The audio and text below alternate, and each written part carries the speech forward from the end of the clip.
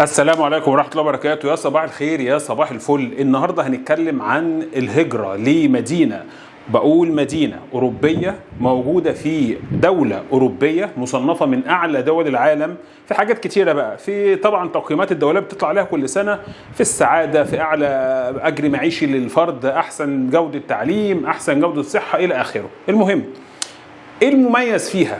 المدينة اسمها مدينة سيفلابارد، احفظوا الاسم ده كويس، سيفلابارد النرويجية. أيوة النرويجية، في مملكة النرويج أو في دولة النرويج. الكلام كتير هيكتر في السوشيال ميديا المرحلة الجاية عن المدينة دي تحديدا، وهتسمع هبد كتير وكلام كتير. احنا بنقول تجربة وبنقول كل واحد له ظروفه الخاصة بيه، بس المميز في الموضوع ده ان هي ما فيهاش تعقيد. اولا ما فيهاش اي اجراءات معقدة، ما بتشترطش اي شرط من اي نوع. تخيلوا ده حصل موجود في العالم. طب ليه ده معروف ان الهجرة والشغل والحاجات دي مش سهلة، وبتتطلب كمان ورق كتير وشروط كتير، واحيانا بتبقى شروط تعجيزية شوية. احنا بنقول تجربة كل واحد حر بعد كده يشوف هو مناسب ليه، وهنقول عيوبها وهنقول مميزاتها. ايه مدينة سيفلابارد ومكانها فين وليه فاتحة الموضوع، وليه الموضوع خلي بالك انت لا هتدفع فلوس كتير، الرسوم العادية جدا. مجرد ما هتوصل المفترض ان انت هتسلم مزورك لمكان معين وتطلب الهجرة، تقريبا بتاخد تقريبا شهر تقريبا. طب ايه حكايتها؟ دي مدينة موجودة على اطراف النرويج، ما بين النرويج وما بين القطب الشمالي. ايوه القطب الشمالي اللي هو طبعا اعلى درجة تجميد في العالم. المدينة دي بيقال عنها ان هي قلعة الحبوب في العالم، بمعنى عندهم تحت الأرض طبعا في وسط جبال التلج أكبر مخزن حبوب استراتيجية في العالم. ليه هم فكروا في كده؟ قال لك لو قامت حرب مثلا عالمية أو أي كارثة طبيعية أبادت الأرض أو أضرت بجزء كبير من الأرض، ساعتها هيبقى في مشكلة موجودة عندنا في الزراعة وفي الحبوب. فاحنا هناخد عينات من الحبوب اللي موجودة في العالم اللي هي الناس تعرف تاكلها وتعرف تزرعها، وهنخزنها عندنا. طبعا عملوا بقى دراسات جيولوجية ومساحات الأرض، ويعني هي معرضة لإيه وإيه اللي ممكن تستحمله، لأنه هي أنسب مكان في الأرض لتخزين الحبوب. ودي طبعا حاجة تبع الأمم المتحدة وجهات كتيرة مشرفة عليها. لقوها في المدينة دي. المدينة دي تعداد سكانها قليل جدا، وهي بتتبع دولة النرويج. طب ازاي اروح لها؟ واولا ملهاش مطارات، ملهاش مواني، ملهاش اي طرق الا طريق بري عن طريق دولة النرويج.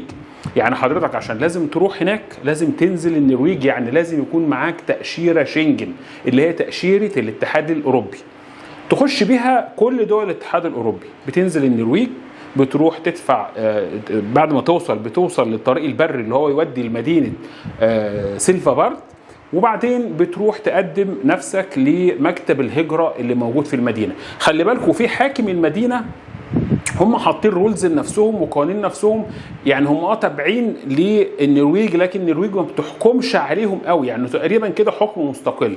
وبتدفع تقريبا 80 يورو هناك، وبتاخد الورق بتاعك وبتشوف انت هتشتغل فين. هم عندهم طبعا اهم حاجتين هناك ده يناسب قوي، اللي هو العمل الحر اللي يقدر يشتغل. طبعا الانترنت هناك عندهم تحفة كده، يعني صواريخ. اللي بيقدر شغله شغال في الانترنت، ايا كان بقى شغله ايه، ديزاين، ايا كان بقى مجال شغله في الانترنت، فيقدر يشتغل اي مكان في العالم. فطبعا دي حاجة مناسبة جدا. وممكن تشتغل في الحبوب، في جمع الحبوب وتخزينها في طبعا في المكان اللي احنا شرحناه. وكمان عندهم المناجم دي فيها أقسام كتيرة، فيها بقى هندسة وفيها جيولوجيا وفيها عمال مناجم وفيها إداريين، فيها حاجات كتيرة جدا. طيب يعني أنت بتقول هجرة مش سياحة، يعني تروح وتعيش هناك وتشتغل وتاخد مرتب، وكمان بعد فترة معينة ممكن تاخد الجنسية، بس مش فترة قليلة، 10 سنين متواصلين جوه البلد تقدر بعد كده تقدم. وطبعا شرط اللغة النرويجية، ده في حالة انت لما تطمح ان انت عايز تاخد الجنسية. طب يعني تروح هناك وتقدم وتشتغل وتطلب ان انت عايز تشتغل في مجال معين، ممكن تعمل دوت. طب ليه هم سايبين الموضوع ده او مش سايبين، ليه مسهلين الموضوع دوت؟ المدينة دي زي ما قلنا قريبة من القطب الشمالي، يعني درجات الحرارة هناك صعب ان حد يستحملها، او مش كتير ان حد يستحملها. درجات الحرارة طول السنة تقريبا بتوصل تحت الصفر. خد عندك بقى 10 20 30 تحت الصفر، وارد. ممكن تقعد 6 7 شهور ما تشوفش الشمس. الظروف الطبيعية المناخية اللي هناك صعبة، فده مخلية الموضوع المعيشة هناك مش مستحبة طبعا لأهل البلد، ولا مستحبة لأغلب الناس اللي في أوروبا. طب ليه من الناس ما راحتش عليها؟ يمكن تكون مش معروفة، مش كل الناس تعرفها. أنا نفسي عرفت الموضوع ده بالصدفة، وأنا بصراحة من هنا أنا بشكر واحد متابعه على اليوتيوب اسمه أستاذ مينا. أنا بصراحة أول حد شفت، بس ما كانش فيه معلومات كافية، فأنا يعني الطبيعة بقى الصحفية خلتني اخش واجمع داتا واتوثق من المصادر بتاعتها لغايه لما اقدر اطلع عشان اقول المعلومه زي ما هي، لا هنجمل فيها ولا هنقلل منها. الفكره كلها انت عندك تجربه، وكل واحد ليه ظروفه ويقدر يشوف التجربه دي تناسبه ولا ما تناسبوش. ده باختصار شديد جدا. بمعنى ممكن اللي يناسبني ما يناسبكش، او اللي يناسبك انت ما يناسبش غيرك، وهكذا. لكن احنا بنشرح اللي احنا وصلنا له. طبعا انا عملت سيرش كتير وجمعت معلومات من كذا مصدر عشان اعرف اتاكد من اللي انا بقوله ده، واتاكدت على قد ما قدرت. المدينه طبعا موجوده. مكتب الهجره اللي هناك ممكن تروح وياخد باسبورك ويديك ورقه مقابلها ب 80 يورو وتملى الاستمارات بتاعتها، ويرد عليك وتشوف الكاتيجوري المناسب لشغلك ايه، تطلب ان انت عايز تشتغل هناك وانت مقدم على هجره جوه مدينه. طيب هل تقدر تشتغل في اي حته في النرويج مثلا، مع انها طبعا هي تعتبر مدينه ملاصقه للنرويج او على اطراف النرويج؟ لا، ما تقدرش تشتغل. لكن تقدر تنزل زياره، تقدر تنزل زياره النرويج، تقدر تقعد في النرويج مثلا اسبوع 10 ايام شهر، تقدر تعمل ده. لكن تشتغل قانوني لا، مالكش حق انك تشتغل مش في النرويج، في اي حته تاني الا في المدينه دي بس. فكل موضوع للرولز بتاعته. طب لو انا اشتغلت وقعدت، ايه المميزات ايه العيوب؟ بص، الفكره كلها مجرد ما انت بتبقى موجود بشكل قانوني وبشكل رسمي، والدوله هناك شايفاك وعارفه انت فين وبتعمل ايه، خلاص انت بتتعامل معامله المواطن اهل البلد. ولعلمك الشروط اللي بتنطبق عليك بتنطبق على اي حد جاي لهم من اي مكان في العالم، اوروبي بقى، اسيوي، افريقي، ايا كان. وبتقعد وبتشتغل وبتشوف هناك المناخ المناسب ليك ايه. طب هل بعد كده، بعد ما قعدت مثلا فتره من الوقت، اقدر اروح اي دوله تاني وارجع لها؟ تقدر تروح اي مكان تاني في اوروبا اللي انت اوريدي بتبقى معاك اقامه، ورق اقامه في مدينه سيلفابارد التابعه لدوله النرويج. لكن النرويج بتمنع ان انت تشتغل عندهم في النرويج لو انت معاك ورق الاقامه ده. بعد فتره بقى من الوقت وانت بتحسن من نفسك وبتحسن من اللغه الى اخره، بتقدم ان انت طبعا، بس طبعا بعد فتره طويله يعني، عن طريق ان انت عايز تاخد الجنسيه، يا اما بقى تتزوج من هناك، او بالمده اللي هي بس مده 10 سنوات على ما اعتقد، وتقدر تاخد ويبقى معاك مستوى تاني من اللغه النرويجيه، وتعرف طبعا التاريخ النرويجي والثقافه النرويجيه الى اخره. بتعمل مقابله وامتحان، بس ده مش موضوعنا. المهم دلوقتي خلونا اي معلومه تجيلنا نفكر فيها ونحاول نعمل سيرش ونتاكد منها. ما ناخدهاش ان هي يلا هوب الموضوع سهل اجري. اولا انت عشان توصل هناك اصلا لازم يكون معاك فيزا شنجن، اللي هي فيزا الاتحاد الاوروبي. ممكن مثلا تقدم فيزا شنجن من اي دوله تبع الاتحاد الاوروبي وتروح هناك تقضي وقتك، وبعدين تطلع عن النرويج، ومن النرويج تروح المدينه اللي احنا بنتكلم عليها. ده متاح؟ ده متاح. طيب هل لو انا عملت كده ابقى انا مثلا خالفت الرولز؟ او ما خالفتش رولز في حاجه، انت معاك مده معينه، بس خلي بالك انت لو المده اللي انت واخدها من الشنجن عدت وما عملتش الورق بتاعك وكسرت، انسى يا معلم كده، شكرا للاتحاد الاوروبي للابد. لو رجعت بلدك تاني مفيش دخول تاني للاتحاد الاوروبي. حافظوا جدا على اي تاشيره تاخدوها، احترموا قوانين البلد اللي انتوا رايحينها، واحترموا ثقافتهم واحترموا عاداتهم، لان هو ده اللي بيميز وبالمقياس لحضاره الشعوب والافراد. ايا كان البلد اللي انت فيها لازم تحترم قوانينها والرولز بتاعتها. انا حبيت انقل التجربه.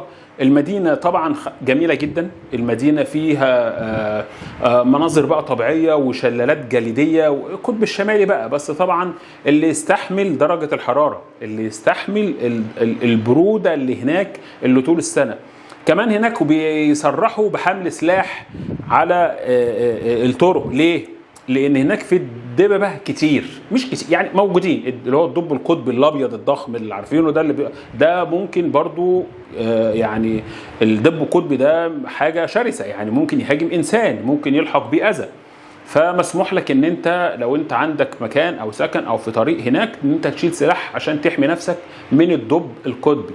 في شويه حاجات غير، يعني مثلا مش مسموح ان انت مثلا هناك ان لو حد مات يدفن، لانه مش هيتحلل، لان درجات البروده هناك جامده جدا، فبالتالي بتحفظ الجثث فتره طويله جدا. برضو ممكن هناك تعمل لو انت حبيت مثلا، لو اشتغلت في الحاجات اللي هم عارضينها، هم عندهم مجموعه مهن معينه، انت بتختار المناسب ليك ايه، وحبيت تعمل بيزنس تاني ليك هناك بتقدم عليه من اول وجديد، وان انت عايز تعمل كذا كذا كذا كذا. الحياه في اوروبا عايزه احترام قوانين وعايزه فهم، من اول ما تاخد التاشيره لغايه لما تروح ولغايه لما ترجع. والنصيحه اللي انا دايما بقولها، حافظوا على التاشيرات اللي بتاخدوها. خدت تاشيره شنجن، حافظ عليها، التزم، روح في ميعادك، تعالى في ميعادك، ما تحاولش تكسر حاجه، ما تحاولش تعمل مخالفات هناك. ولما ترجع بتتحسب عندهم ان انت راجل سيف امن، ما عندكش مشكله، رحت ورجعت، ما هربتش، ما كسرتش. فكل ده بيديك مصداقيه لما تيجي تطلب منهم تاني لاي ظرف او لاي سبب ان انت عايز تروح الشنجن. طب هل في دراسه هناك؟ طبعا في دراسه هناك. في هناك جامعه، ده في قلب المدينه، مدينه سيلفابارد، مش في النرويج. طبعا النرويج طبعا مصنفه من بقالها سنين من زمان ان هي من اعلى الاماكن الموجوده في العالم كدراسه. لكن انا بتكلم على المدينه اللي بنتكلم عليها، اللي هي بتقبل للهجره من جنسيات العالم، وتقريبا بدون اي قيد او شرط، لان ما فيش اي شرط عندهم غير الحاجات العاديه اللي موجوده مع اي حد. الرسوم بتاعه الاستماره، تكون معاك تاشيره شنجن وتعرف توصل لهم، يعني تعرف توصل لغايه عندهم. في دراسه هناك، في دراسه هناك، يعني ممكن اروح وادرس هناك، ممكن تروح وتدرس هناك. في هناك جامعه كبيره جدا، وفي تقريبا حوالي 3 مدارس مختلفين في الاعمار بتاعتهم في الدراسه، موجودين في قلب المدينه. المدينه فيها ناس عايشه، فيها ناس عايشه، لكن مش كتير. الناس اللي عايشين هناك ناس قليله، واغلب البيوت هناك هتلاقيها مبنيه من الخشب. فعشان كده هم بيفتحوا الباب للمهاجرين عشان عايزين يعمروا المدينة.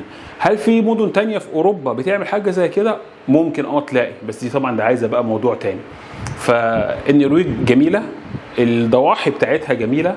تقدر وانت هناك في سيلفابارد بعد ما تشتغل وتستقر تنزل اجازه او تاخد وقت معين تقضيه في النرويج. النرويج مشهوره كمان بالصيد الاسماك والبحار والكافيار، يعني مشهوره جدا، والزراعه من الحاجات المشهوره قوي في النرويج. طبعا الناس اللي هناك عارفين الكلام ده. فيعني حاولوا بقدر الامكان. انا لقيت حاجه قلت يمكن حد يستفيد بيها، بس برضو نحافظ على القوانين ونحترم القوانين والعادات والتقاليد بتاعت اي بلد احنا بنسافر ليها. واتمنى اكون قدرت افيد او اوضح حاجه.